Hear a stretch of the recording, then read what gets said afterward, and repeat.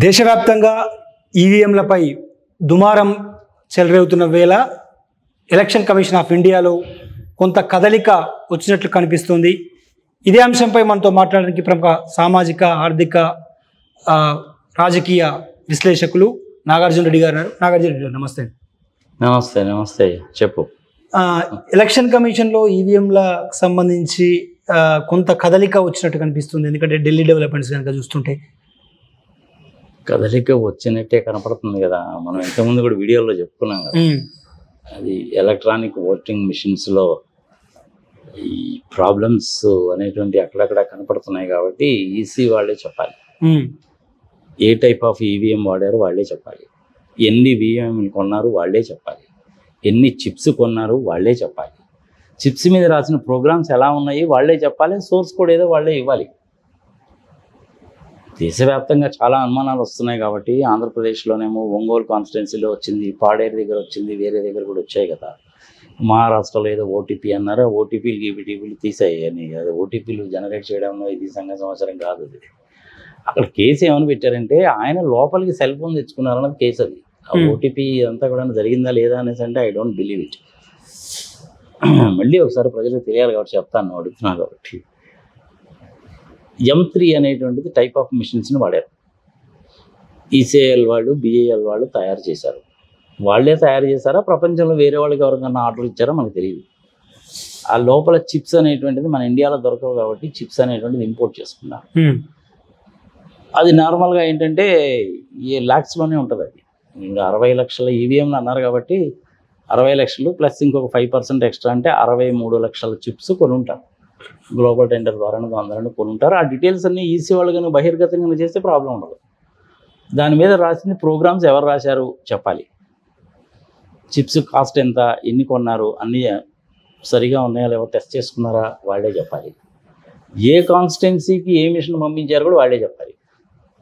చెప్పడానికి ఏదో చెప్తారు, ర్యాండమ్గా సెలెక్ట్ చేస్తాము, దాన్ని ఏ కాన్స్టిట్యున్సీకి ఏ మిషన్ వెళ్తుందో తెలియదు అని అంటారు, కానీ అది కరెక్ట్ కాదు. అది చిన్న ఎగ్జాంపుల్ ద్వారా చెప్తాను నేను, ప్రజలు కూడా అర్థమవుతుంది. ఈ ఈవీఎంలు అనేటువంటిది దేశవ్యాప్తంగా డిస్ట్రిబ్యూట్ చేశారుగా. అది ఎమ్మెల్యేస్కి కావచ్చు, ఎంపీ కాన్స్టిట్యున్సీస్ కావచ్చు. మొన్న ఆంధ్రప్రదేశ్లో ఎమ్మెల్యేలకి, ఎంపీలకి ఇద్దరికి జరిగినాయి. సో ఏ రాష్ట్రానికి ఏ ఈవీఎం పంపించారు అనేటువంటిది తెలుస్తుంది. సో ఫర్ ఎగ్జాంపుల్ ఇప్పుడు ఆంధ్రప్రదేశే ఉందనుకోండి. ఆంధ్రప్రదేశ్ ఏపీ -100 అన్నారనుకోండి, ఎమ్మెల్యేస్కి సంబంధించింది. ఈ 100 అనేటువంటి కాన్స్టిట్యున్సీ నెంబర్ అనేటువంటిది పలనాడు జిల్లాలో గుంటూరు కాన్స్టిట్యున్సీకి సంబంధించి, గురజాల కాన్స్టిట్యున్సీకి సంబంధించింది. So AP -100. దాని తర్వాత ఏం రాసుంటారు, ఆ పోలింగ్ స్టేషన్ పేరు రాసుంటారు. పోలింగ్ స్టేషన్ ఏదైనా కావచ్చు. అది ఆ గురజాల కాన్స్టిట్యున్సీకి సంబంధించిన వాటిల్లో to the best of my knowledge 236 polling stations ఉన్నాయనుకుంటాను. ఆ పోలింగ్ స్టేషన్ పేరు రాస్తారు. పేరు రాసి దానికి ఆపోజిట్లో నెంబర్ వేస్తారు.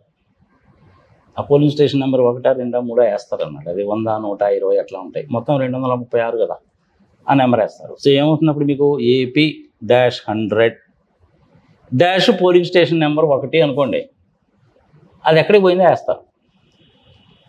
AP -100 Gurazala constituency Gurazala polling station number 1 అయితే 1, 2 అయితే 2, మొత్తం 236 ఉన్నాయి. అది క్లారిటీ ఉందిగా మీకు. సో ఆ మిషన్ అనేటువంటిది ఆ పోలింగ్ స్టేషన్కి పంపిస్తారు. ఆ గురజాల కాన్స్టిట్యున్సీలో క్యాండిడేట్స్ ఎవరెవరు అనేటువంటిది మొత్తం చూస్తారు. ఐ థింక్ నాకు తెలిసి గురజాల కాన్స్టిట్యున్సీలో లాస్ట్ టైం 14 మంది 15 మంది పోటీ చేసినట్టున్నారు.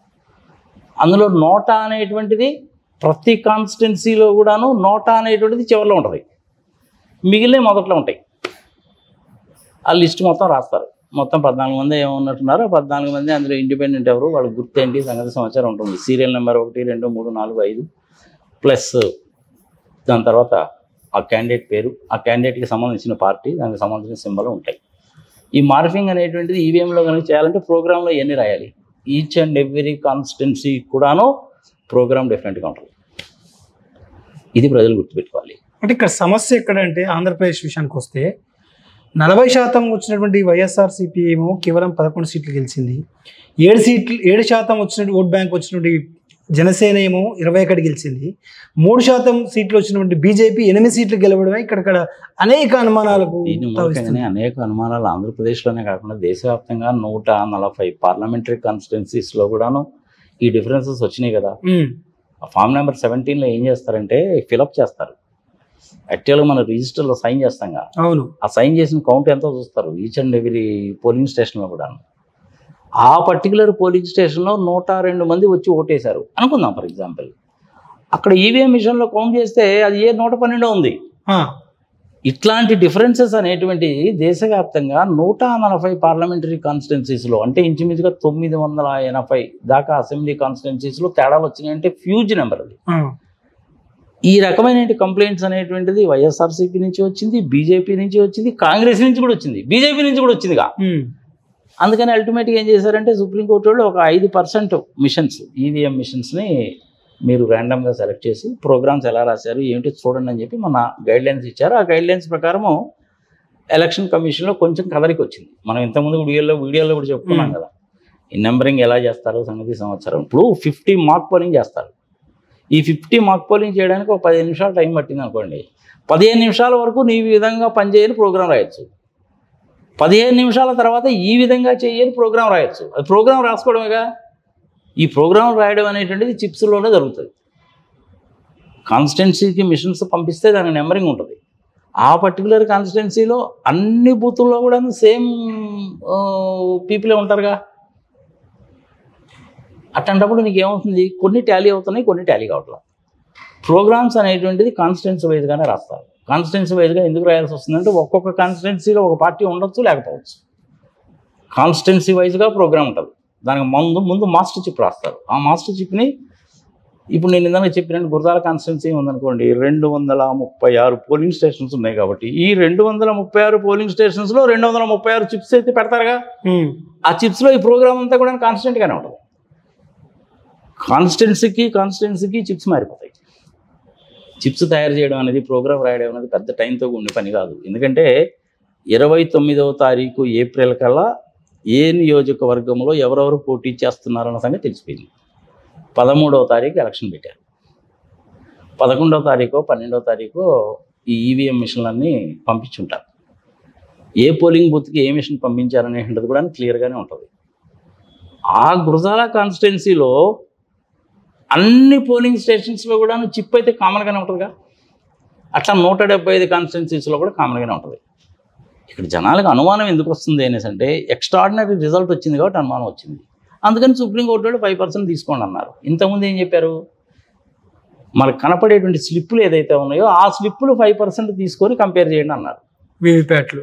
ఇప్పుడు ఏమంటున్నారు, అసలు ఈవీఎం మిషన్స్లోనే లోపం ఉందని కదా మీరు అంటున్నారు, ప్రోగ్రామ్స్ ఉన్నాయి, దాన్ని కూడా చేయండి అన్నారు. ఇప్పుడు చేయడం మూలంగా ఏం జరుగుతుంది, అందులో ప్రోగ్రామ్కి సంబంధించిన సోర్స్ కోడ్ ఏదో తెలుస్తుంది.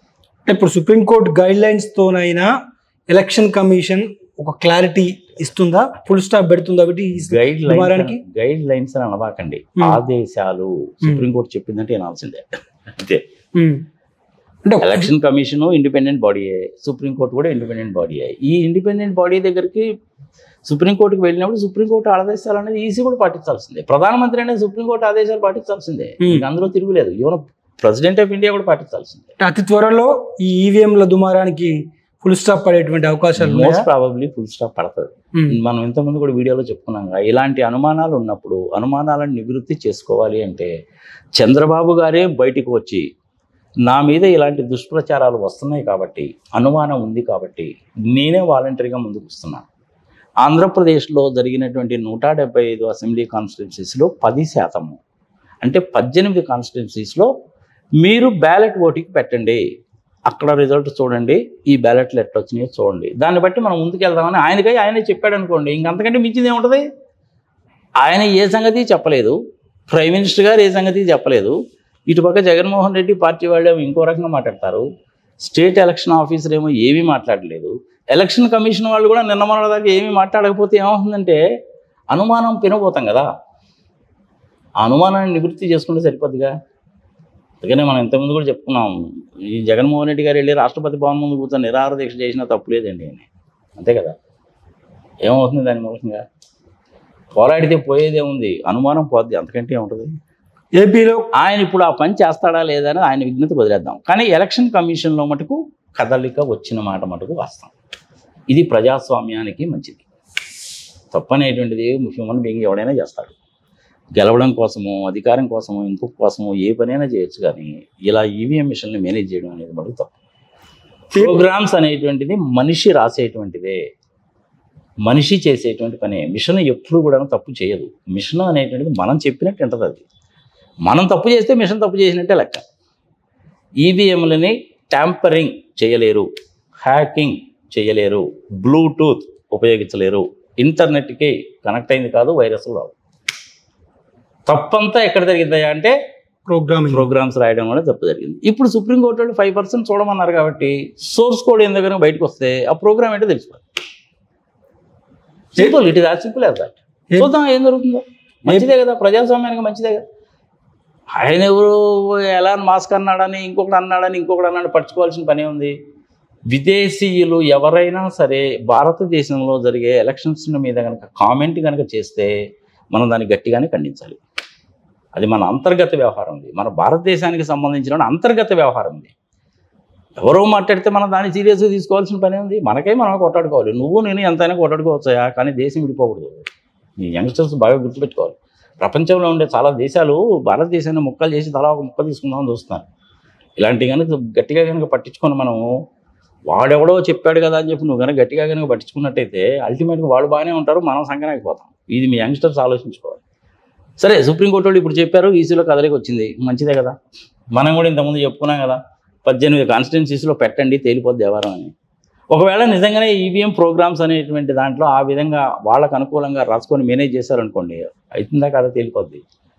తప్పేనండి అని ఒప్పుకున్నారనుకో, ప్రపంచంలో భారతదేశం పరుగు నిలబడుద్ది. భారతీయులు అనేటువంటి వాళ్ళు తప్పు చేసినా సరే వాళ్ళు దాన్ని రెక్టిఫై చేసుకుంటారు. కానీ మనలాంటి వాళ్ళ జోక్యం చేసుకోవడానికి ససేమిరా ఒప్పుకోరు అన్న సంగతి ప్రపంచానికి తెలిసిందే. అంటే మన సమైక్యత ఏంది అన్నది ప్రపంచానికి తెలిసినట్టేగా. అది భారతదేశానికి మంచిదేగా. 2024లో చేశావు, గెలిచారు, బాగానే ఉంది. రేపు నువ్వు కనుక ఏమి కనుక మాట్లాడకపోతే రేపు 2029లో నువ్వు అదే చేస్తావు. ఇంకా ప్రజాస్వామ్యానికి విలువే ఉంటుంది. ఈసీ వాళ్ళు తీసుకున్నటువంటి స్టెప్ మంచి స్టెప్. Let us welcome. ఏపీలో అసెంబ్లీ కొలువు తీరింది. ఎమ్మెల్యేల ప్రమాణ స్వీకారం కూడా పూర్తయింది. ఈరోజు లాంఛనంగా అసెంబ్లీ సెషన్స్ పూర్తయ్యాయి. కొత్తగా స్పీకర్ అయ్యన్న పాత్రుడు ఎన్నికయ్యారు. ఎట్లా చూడవచ్చు ఈరోజు ఈ సభ జరిగిన తీరును? యాక్చువల్గా ప్రొటెం స్పీకర్ కింద బుచ్చయ్య చౌదరి గారిని పెట్టారు. చాలా పెద్ద మనిషి. చంద్రబాబు నాయుడు కంటే కూడాను చాలా సంవత్సరాల ముందు టీడీపీ జెండా మోసినటువంటి వ్యక్తి, 1982 నుంచి కూడా. అలాంటి ఆయన్ని పెద్దరికం చూడకుండా, అనుభవం చూడకుండా, గెలుపును చూడకుండా, ఆయన వయసును కూడా దృష్టిలో పెట్టుకోకుండా చాలా దారుణంగా అవమానించిన సందర్భాలు కూడా ఉన్నాయి. ఇంతకుముందు కూడా నేను చాలాసార్లు చెప్పాను. Is a good friend of mind. నాకంటే వయసులో పెద్దవాడైనా మొన్న ఫిబ్రవరిలో వెళ్ళినప్పుడు కూడా నేను ఆయన కలిసి వచ్చాను. ఆయన గ్యారంటీగా గెలుస్తాడన్న సంగతి నాకు కూడా తెలుసు, నో డౌట్ అబౌట్. ఆయనే చెప్పాడు, రాజమండ్రి రూరల్ ఇచ్చారు కానివ్వండి నాగార్జున రెడ్డి గారు, అర్బన్లో ఉన్నాయండి కొన్ని వార్డ్స్ కూడాను రూరల్లో కలిసాయి, అదొక్కటే కొంచెం ఆలోచించుకోవాలి, ఏందని గెలుస్తానులేండి అన్నాడు. గెలిచాడు కూడా. ఆయన్ని ప్రొటెం స్పీకర్ కింద పెట్టారు. అది కంటిన్యూ కనుక చేస్తుంటే I'm the first person to be very happy. ఆ పదవికి, ఆ సీటుకి తగినటువంటి వ్యక్తి. కానీ అది వాళ్ళ అంతర్గత విషయం. బుచ్చయ్య చౌదరి గారిని పెడతారా, లేకపోతే ఇంకొక ఆయన ఎవరైనా అయ్యన్న పాత్రుడిని పెడతారనేటువంటిది టీడీపీ పార్టీ వాళ్ళ అంతర్గత వ్యవహారం. కానీ నా ఒపీనియన్ నేను చెప్పచ్చు, బుచ్చయ్య చౌదరి గారి లాంటి వ్యక్తికి స్పీకర్ పదవి ఇవ్వబడము అనేటువంటిది సముచితము. అంటే వాళ్ళు చెప్తున్నటువంటి మాట, బీసీగా ఉన్నారుగా, బీసీలకు ఇవ్వాలి కాబట్టి అయ్యన్న పాత్రుడికి ఇచ్చామన్నది వాళ్ళు చెప్తున్నటువంటి మాట. అదే నేను చెప్తాను. అందుకని అది వాళ్ళ అంతర్గత విషయం. వాళ్ళ అంతర్గత విషయంలో మనమేం చెప్తాం, మనం చెప్పలేము. నా దృష్టిలో నేను అనుకున్న దాని ప్రకారం బుచ్చయ్య చౌదరి గారు ఆ పదవికి తగినటువంటి వ్యక్తి నేను అనుకుంటున్నాను. చేయడం చేయకపోవడానికి వాళ్ళ ఇష్టం. హూ ఆర్ యూ, నేనెవరండి చెప్పడానికి? నా ఒపీనియన్ చెప్తున్నా, మీరు అడిగారు కాబట్టి. అంటే సభ ఎట్లా జరిగింది ఈరోజు? ఎందుకంటే దాదాపు వైసీపీ వాళ్ళంతా కూడా సభకు గైర్హాజరయ్యారు. జగన్ పులివెందుల పర్యటనకి వెళ్ళారు. మిగతా ఎమ్మెల్యేలు కూడా సభకు హాజరు కాలేదు. ఇదే మనం చేసేటువంటిది. నాకు కూడాను to tell you very frankly ఇలాంటివి నచ్చవు. 11 మంది ఏమో ఉన్నాం కదా, మనం అవహేళనగా మాట్లాడతారేమో, ఎగతాళి చేస్తారేమో అని చెప్పి నువ్వు అసలు అసెంబ్లీకి రాకపోతే ఇక ఆ మాత్రానికి నువ్వు గెలిచి ఎమ్మెల్యే కావడం ఎందుకు? 11 మంది ఉన్నారా లేకపోతే ఒక్కడే ఉన్నాడా అని కాదు అది. ఒక్కడున్నా సరే, 11 మంది ఉన్నా సరే, 23 మంది ఉన్నా సరే సభకి అటెండ్ కావాలి. నీ ఉద్దేశాలు ఏంటంటే సభ దృష్టికి తీసుకురావాలి. ఇది మంచి, ఇది చెడు అని చెప్పాలి. మీరు చేసేటువంటి ఈ పనిలో ఈ లోపాలు ఉన్నాయి, సరిదిద్దుకోండి అని చెప్పాలి. యాక్ట్స్ కనుక ఏదైనా కనుక సభలో కనుక బిల్స్ కనుక ప్రవేశపెట్టినట్టయితే ఈ బిల్లుని ఈ విధంగా మాడిఫై చేస్తే బాగుంటుందండి, ఆలోచించండి ఒకసారి అని చెప్పాలి. సభ జరగాలి. సభకి మటుకు మస్ట్ అండ్ షుడ్గా అటెండ్ అయితే రాలి. సభకి అటెండ్ కాకుండా ఎప్పుడు పోకూడదు. మరీ దారుణంగా అవమానిస్తే అప్పుడు నువ్వు సభ నుంచి వాకౌట్ చేయొచ్చు. నీ నిరసన వ్యక్తపరిచి నువ్వు వాకౌట్ చేయొచ్చు, కానీ సభకు మటుకు వెళ్ళాలి. తమకు అవకాశం ఇవ్వరని వైసీపీ ఎమ్మెల్యేలు జగన్ కూడా అదే మాట అంటున్నారు. నువ్వు ముందు వెళ్తేనే కదా ఇస్తారా లేదా అని తెలిసేది. 1, 2, 3, 4, 5, 6 సార్లు అటెండ్ కండి. మీకు మాట్లాడే అవకాశం ఇవ్వలేదనుకోండి, అప్పుడు చెప్పండి మాకు మాట్లాడే అవకాశం ఇవ్వలేదు కాబట్టి మీకు సభలో కూర్చోవడం మేము ఎందుకులేండి, సభ మీరే నడుపుకోండి అని చెప్పి బయటికి పోండి. జరిగిందే మొట్టమొదటి సభ. 4-5 సభలు చూడండి ఎలా ఉంటుందో. అంటే చంద్రబాబు మాట్లాడుతూ ఇది కౌరవ సభ కాదు, గౌరవ సభ. గతంలో జరిగిన కౌరవ సభలు ఇది కౌరవ సభలు జగదీ సమాచారం ఇవన్నీ ఎత్తి ప్రాసల కోసం మాట్లాడుకునే కానీ కౌరవ సభ సంగతి సమాచారం. సభ అంటే సభే. కౌరవ సభ ఏంది, రావణాసురుడు సభ ఏంది, పాడు పచ్చిబదులు పిండా కూడా తీసే. ఇదేమవుతుందంటే వాళ్ళు అన్నారు కాబట్టి వీళ్ళు అంటారు, వీళ్ళు అన్నారు కాబట్టి వాళ్ళు అంటారు. ఇది ప్రజాస్వామ్యములో హర్షించదగ్గటువంటి విషయం కాదు. ఇప్పుడు చూస్తున్నాం, ఇంతకుముందు సభలో మెడ్రాస్ ప్రావియన్స్ నుంచి మనం విడిపోయి ఆంధ్రప్రదేశ్ రాష్ట్రం ఏర్పడి హైదరాబాద్ క్యాపిటల్ అయ్యి తెలంగాణ ఆంధ్ర 2 కలిసిపోయి భాషా సంయుక్త రాష్ట్రాలు ఏర్పడిన తర్వాత ఆంధ్రప్రదేశ్ రాష్ట్ర శాసనసభలో 48 మంది కమ్యూనిస్టులు ఉండేవాళ్ళు. అందరూ కలిసి పోరాడితేనే కదా నాగార్జున సాగర్ వచ్చింది. అందరూ కలిసి పోరాడితేనే కదా హైదరాబాద్లో BHA లాంటి ఇండస్ట్రీస్ వచ్చాయి. మరి ఎంత కూడా ఇద్దరు కలిసి పోరాటం పోతున్నాను కదా వచ్చింది. మాకేం సంబంధం మేము చెయ్యము అనేసి అంటే వచ్చాయి కావు. కలిసి పోరాడాల్సిందే, కలిసి అడగాల్సిందే. అందులో ఇప్పుడు చంద్రబాబు నాయుడు ఉన్న పొజిషన్ ఏంటి? ఆయన మామూలుగానే 40 years ఇండస్ట్రీ నేను చక్రం తిప్పుతానంటాడు. సరే ఇవన్నీ కూడాను ఏదో అంటూ ఉంటారు, తీసేయి. అక్కడ మోడీ గారు ఉన్నారు, ఇక్కడ ఈయన ఉన్నారు. అక్కడ మోడీ గారికి 240 వచ్చినాయి. ఈయన సపోర్ట్ లేకుండా ఆయన ఎంతకాలం ఉంటాడో మనకు తెలియదు. నితీష్ కుమార్ ఏం చేస్తాడో మనకు తెలియదు. వీళ్ళిద్దరే సాలిడ్ సపోర్టు. అలాంటప్పుడు ఈ అవకాశాన్ని ఉపయోగించుకోవాలి. చంద్రబాబు నాయుడు గారు సార్ కనీసం ఇప్పుడన్నా సరే ప్రత్యేక హోదాని ఇవ్వండి, కనీసం 10 సంవత్సరాలు పన్ను రాయితీలు ఇవ్వండి అని చెప్పి చంద్రబాబు నాయుడు గట్టిగా అడగవచ్చు. మరి ఆయన ఇన్నాళ్ళ నుంచి అడగలేదుగా. ముందు అడుగుతాడేమో చూద్దాం. వైజాగ్ మీరు అన్నట్టు వైజాగ్ స్టీల్ ప్రైవేటీకరణ కావచ్చు, ప్రత్యేక హోదా కావచ్చు, పోలవరంకు జాతీయ ప్రాజెక్టు హోదా కావచ్చు, ఇవన్నీ కూడా ఏవి అడగకుండా కేవలం కేంద్ర పదవులు మాత్రమే తీసుకున్నటువంటి సందర్భం. పోలవరానికి జాతీయ హోదా అనేటువంటిది ఆల్రెడీ ఇచ్చారు, యాక్ట్లోనే పెట్టారు. ప్రత్యేక హోదా అనేటువంటిది మన్మోహన్ సింగ్ గారు రాజ్యసభలో 5 సంవత్సరాలు ఇస్తామని చెప్పినప్పటికీ, వెంకయ్య నాయుడు గారు మేము అధికారంలోకి వస్తే 10-15 సంవత్సరాలు ఇస్తామని చెప్పినప్పటికీ యాక్ట్లో పెట్టలేదు అని చెప్పి బీజేపీ వాళ్ళు ఇవ్వాలి. వాళ్ళకి ఏంది ఫుల్ మెజారిటీ ఉంది అప్పుడు. ఇప్పుడు ఫుల్ మెజారిటీ లేదుగా, అందుకని ఇప్పుడు చేస్తారేమో చూడాలి. ఇవన్నీ కూడా నెంబర్ గేమ్స్ అయినప్పుడు. ఇప్పుడు జగన్మోహన్ రెడ్డి మరి అంత చేటు నిరుత్సాహపడిపోవాల్సిన పని ఏం లేదు. రాజ్యసభలో 11 మంది ఉన్నారు, లోక్సభలో 4 ఉన్నారు, మొత్తం 15. It's good number. ఇక్కడ ఆంధ్రప్రదేశ్లో ఈవెన్ ఎమ్మెల్సీలకు వస్తే కూడా 40 మంది ఉన్నారు. That is also good number. అంతసేపు నీరసపడిపోవాల్సిన పనిను తలకాయ ఏలాడేయాల్సిన పని ఏం లేదు. ఇంగ్లీష్లో ఒక సామెత చెప్తారు, every dog has its own day అని. పట్టించాలి. ప్రజాస్వామ్యంలో ప్రజలు ఇచ్చినటువంటి తీర్పుని నువ్వు గౌరవించి తీరాల్సిందే. ప్రధానంగా తాడేపల్లిలోని తన నివాసంలో ఇప్పటికే సెక్యూరిటీ తగ్గించారు. ప్లస్ కొంత మందడం గ్రామానికి సంబంధించి కంచెలు కూడా తీసేశారు. ఇప్పుడు తాజాగా వైసీపీ కార్యాలయాన్ని, కన్స్ట్రక్షన్లో ఉన్నటువంటి భవనాన్ని ఈరోజు ఉదయం కూల్చివేసిన సంఘటన ఎట్లా చూస్తారు? దానికి సంబంధించిన ఫుల్ డీటెయిల్స్ మనకు తెలియదు. మీరు అడిగిన కానీ నేను చెప్పలేను. అది 33 years లీజ్ రాశారా, 99 years లీజ్ రాశారా, లేకపోతే ప్రభుత్వ భూమి అయితే పార్టీకి అలాట్ చేశారా, పార్టీ వాళ్ళు డబ్బులు ఇచ్చి కొన్నారా, ప్లాన్ అప్రూవ్ అయిందా లేదా, సంగతి సంవత్సరాలు అన్నీ కూడా మనకు తెలియకుండా వాళ్ళు ఏదో కూల్చేశారని అని చెప్పి పరిచేస్తే లాభం లేదు. లోపలికి వెళ్ళాలి మనం. దానికి కూడా లోపలికి వెళ్ళాలంటే ఎవరు చెప్పాలి? దానికి ప్రభుత్వ రికార్డ్స్ చెప్పాలి, పార్టీ వాళ్ళు చెప్పాలి. వాళ్ళు ఏ సంగతి చెప్పండి, ఈ గొడవ ఎందుకు? ఏదో సమయం చెప్తారు చూసారు, ఊళ్ళో వాళ్ళు పెళ్ళి కుక్కలా రావడం అన్నట్టు కూల్చేశారంట అంటే గవర్నమెంట్ ఆఫీసర్లు కూడా అంత అడ్డగోలుగా ఏం కొలవరు. ఎక్కడో చిన్న వైలేషన్ ఉంటే కూలుస్తారు. లోటస్ పాండ్ దగ్గర ఆయన ఇల్లే ఉంది, ఫుట్పాత్ ఉంది. ఫుట్పాత్ పోయితే నువ్వు సెక్యూరిటీ వాళ్ళకి రూములు కట్టారు, తప్పే కాదు. అందులో కూల్చడంలో తప్పే ఉంది. అందులో నీ సెక్యూరిటీ వాళ్ళని నీ ఇంట్లో లోపల పెట్టుకోవాలి, కానీ ఫుట్పాత్ మీద పెడితే ఎట్లా? నేను కూడా ఒప్పుకోను దానికి. మరి ఇప్పుడు అక్కడ తాడేపల్లిలో కూడా అదే జరిగిందేమో మనకు తెలియదుగా. అంటే గత 5 ఏళ్లలో పర్మిషన్లు ఇచ్చినటువంటి అధికారులు వీళ్ళే కదా, ఇప్పుడు కూల్చేసిన అధికారులు కూడా వీళ్ళే కదా. అవునా బా, వాళ్ళు పర్మిషన్ ఇచ్చారు, subject to certain conditions permission ఇచ్చారు. అందులో ఏదైనా 1 or 2 చిన్న వైలేషన్స్ ఏదైనా ఉన్నాయనుకో, దానికోసం మొత్తం కూల్చాల్సిన పని లేదు. అట్లా కనుక కూలిస్తే ఏమవుతుందంటే కక్షపూరితంగా చేసినట్టు ఉంటుంది. అది చంద్రబాబు నాయుడుకే ఇబ్బంది. ఇప్పుడు దాని మూలకం ఏమవుతుంది? వైఎస్ఆర్సీపీలో లోయర్ లెవెల్లో ఉండే కార్యకర్తలు కూడా చూశారా ఎట్ట కూలగొడుతున్నారంట. అక్కడ ఎలక్షన్స్ రిజల్ట్స్ 4వ తారీఖు పబ్లిష్ అవుతున్నాయి. మధ్యాహ్నం 4 గంటలకే మొదలుపెట్టి జనాలను తరలడం మొదలుపెట్టారు. దేనికి సంకేతం? అది కక్షపూరిత రాజకీయాలకి సంకేతం. ప్రజాస్వామ్యానికి ఇది మంచిది కాదు. అడ్డగోలుగా నోటికొచ్చినట్టుగా అసెంబ్లీలో మాట్లాడడం అనేటువంటిది ప్రజాస్వామ్యం కాదు. ఎవరైనా కావచ్చు కాక, ఇర్రెస్పెక్టివ్ ఆఫ్ ద పార్టీస్. అది ఫస్ట్ నువ్వు లీజుకి ఇచ్చారా ఏంటి అనే సంగతి మనకు తెలియదు. నార్మల్గా ఇట్లాంటి వాటికి ఏం చేస్తారంటే 99 years లీజుకి ఇస్తారు గవర్నమెంట్ భూమి. లేదంటే పార్టీ డబ్బులు పెట్టి కొనుక్కోరు ఉండొచ్చు. డబ్బులు పెట్టి కొనుక్కున్నారు, ప్లాన్స్ సబ్మిట్ చేశారు, ప్లాన్స్ ప్రకారం కడతారు. వైలేట్ అయితే చేయరుగా. అంటే ఏదైనా ఒక చిన్న వైలేషన్ ఉండొచ్చు, 1-2 అంగుళాలు బయటికి రావడం లాంటిది ఏదైనా జరిగి ఉండొచ్చు. హైకోర్టు డైరెక్షన్స్ ఇచ్చినా కూడా వాటిని బేఖాతరు చేస్తూ ఎర్లీ మార్నింగ్ వచ్చి కూల్చివేతలు చేశారు అనేది కూడా జగన్ ఒక ట్వీట్ కూడా చేసినటువంటి. జగన్ ట్వీట్ అనేది హైకోర్టులో పాపం ఆర్డర్స్ కూడా ఇచ్చారు చేయొద్దండి. చేస్తే కనుక ఎవరైతే కన్సర్న్డ్ అధికారి ఉంటాడో ఆ అధికారి బాధ్యుడు అని కూడా చెప్పారు. ఇంకంతకంటే ఏం చేస్తారు? హైకోర్టు వాళ్ళు కూడా అంతకంటే ఏం చేస్తారు చెప్పండి. అంటే నువ్వు చట్టాన్ని అడ్డగోలుగా తొంగలో తొక్కేసి నేను చేస్తాను అనేసి అంటే మనం ప్రజాస్వామ్యంలో ఉన్నామా, ఎక్కడున్నాం మనం? రాచరికంలో ఉన్నామా, ప్రజాస్వామ్యంలో ఉన్నామా, రాక్షస పాలనలో ఉంటామా? తప్పు కదా అది. ఇర్రెస్పెక్ట్ ఆఫ్ ద పార్టీస్ ఎవరు కూడా అటు చేయకూడదు. Nobody should do that.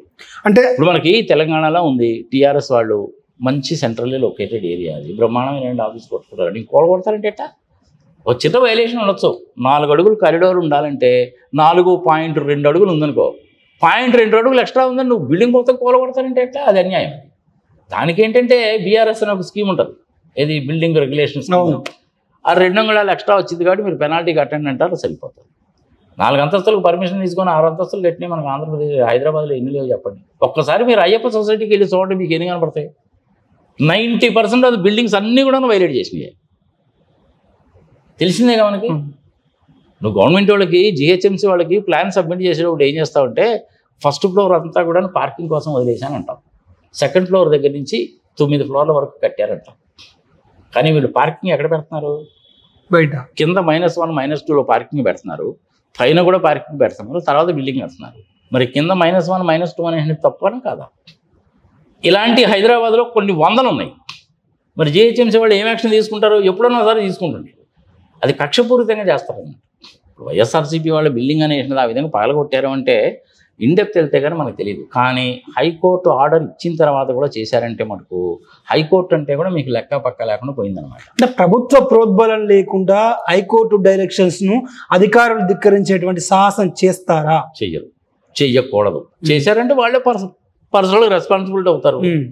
ఏది జరిగినా సరే పాజిటివ్గా తీసుకోవడం నేర్చుకోవడం ఏముంది? మీరు ప్రతిదాన్ని కూడా నెగిటివ్గా ఎందుకు తీసుకుంటున్నారు? మీరు పాజిటివ్గా తీసుకోండి. కూలగొట్టాడా చూస్తూ ఉండు, ఫోటోలు తీసుకో, వీడియోలు తీసుకో. కోర్టు వాళ్ళు ఆల్రెడీ డైరెక్షన్స్ ఇచ్చారు, నువ్వు చూపించావు, అయినా కానీ వెళ్ళదు. తప్పు వాళ్ళది తేలిపోయింది కదా, నీకే మంచిది కదా అది. చూశారండి ఎట్ట చేశారనుకొని చెప్పి నువ్వు ఇంకా నెక్స్ట్ 5 years అదే పని చెప్పుకోవచ్చుగా, నీకే మంచిదిగా పాజిటివ్గా తీసుకో.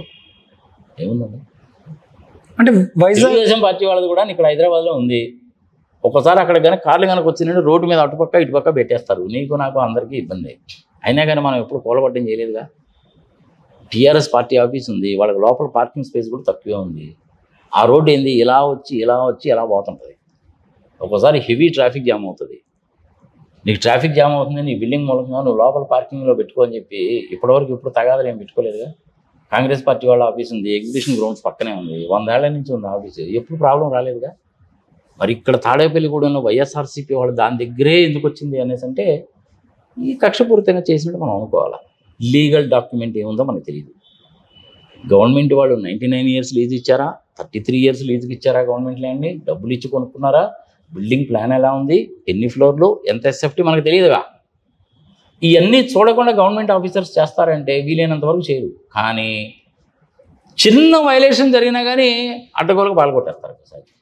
అది కక్షపూరిత చర్య, అది తప్పదు. ఇర్రెస్పెక్ట్ ఆఫ్ ద పార్టీస్ ఎవరు కూడా చేయకూడదు.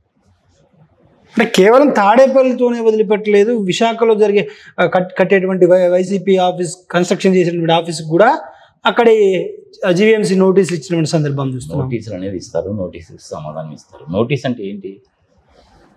నువ్వు మాకు సబ్మిట్ చేసిన ప్లాన్ ఈ విధంగా ఉంది, నువ్వు చెప్పింది ఇది, దీంట్లో మాకు ఈ వైలేషన్స్ కనపడ్డాయి, దీనికి మీరు ఎక్స్ప్లెనేషన్ ఇవ్వండి అని చెప్పి నోటీస్ ఇస్తారు. నోటీస్ కూడా నువ్వు ఎప్పుడు ఏమని చెప్పి ఓకే నోటీస్ ఇచ్చారు. ఇక్కడ నోటీస్ ఇచ్చిన తర్వాత వాళ్ళకి అవతల హైకోర్టు వాళ్ళు అంత క్లియర్గా మీరు చేయొద్దని చెప్తే కూడా చేశారు అంటే అర్థమైందంటే కేర్లెస్నెస్ అనమాట. హైకోర్టా ఏంది హైకోర్టు?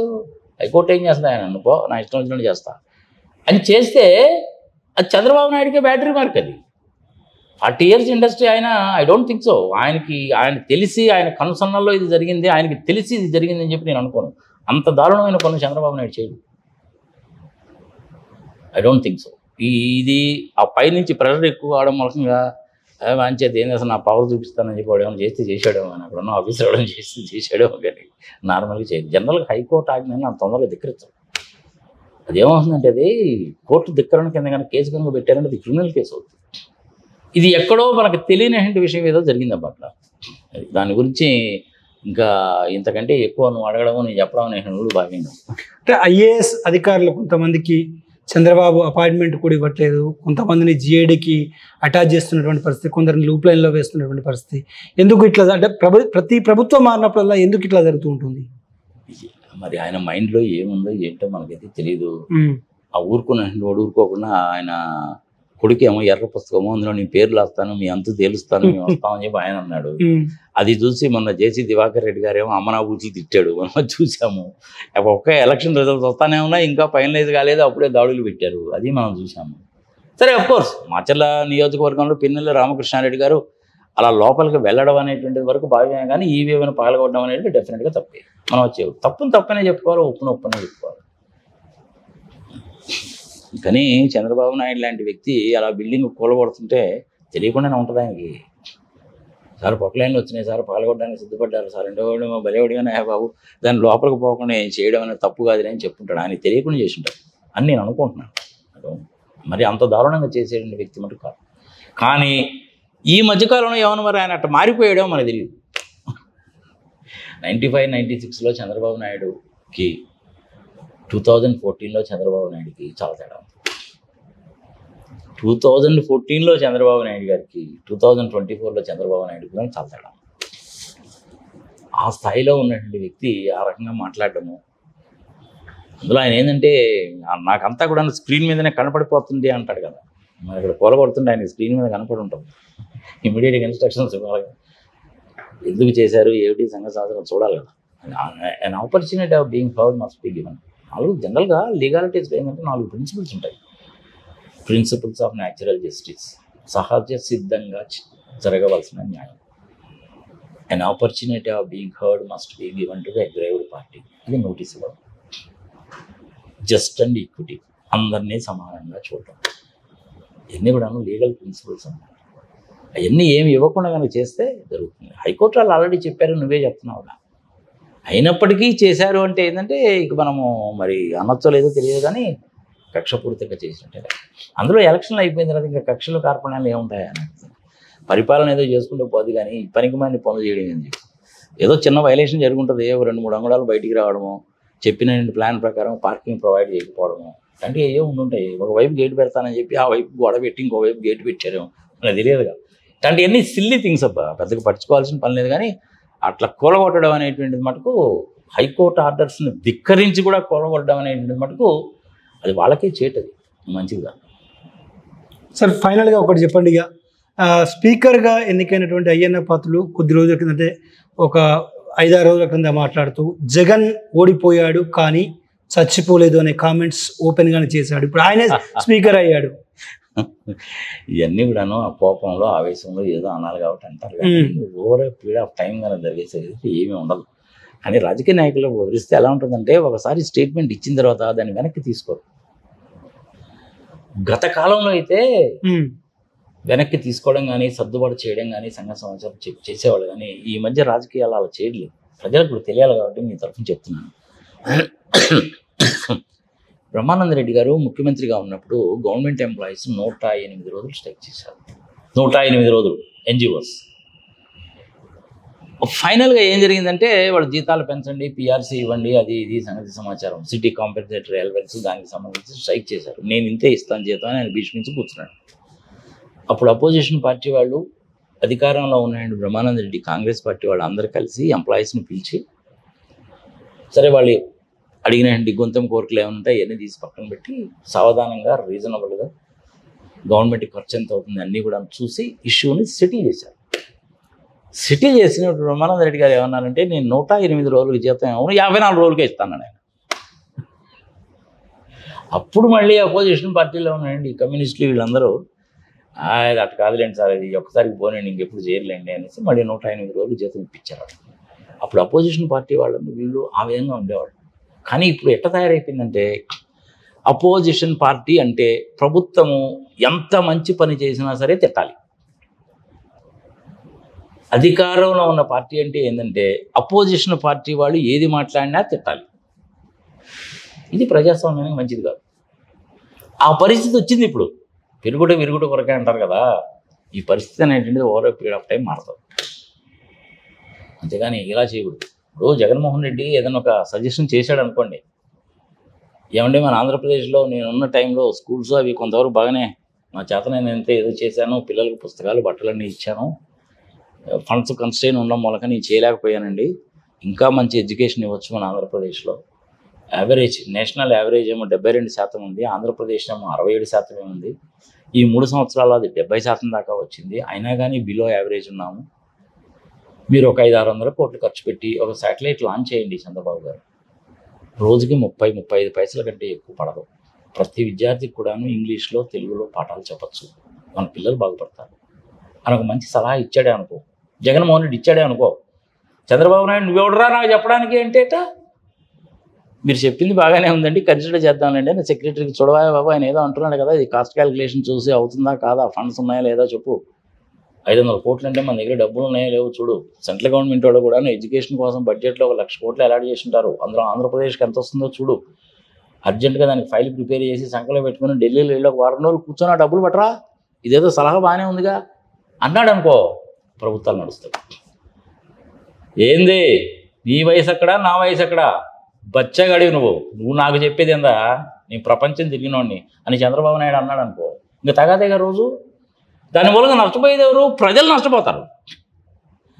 ఇది ప్రజాస్వామ్యానికి మంచిదిగా, మంచిదాన్ని కూడా నువ్వు ఆదరించాల్సిందే అంతే. అలా కాకుండా నేను ఇంట్లో ఒక పిల్లోడు ఉంటే 15,000 ఇస్తానన్నానండి చంద్రబాబు గారు, మీరేమో మరి ఎంతమంది ఉంటే అంతమందికి ఇస్తానన్నారు, దీని మూలంగా గవర్నమెంట్కి బాగా బడ్డను పెరుగుతుంది కదా, మళ్ళీ ఒకసారి ఆలోచించండి సార్ మీరు.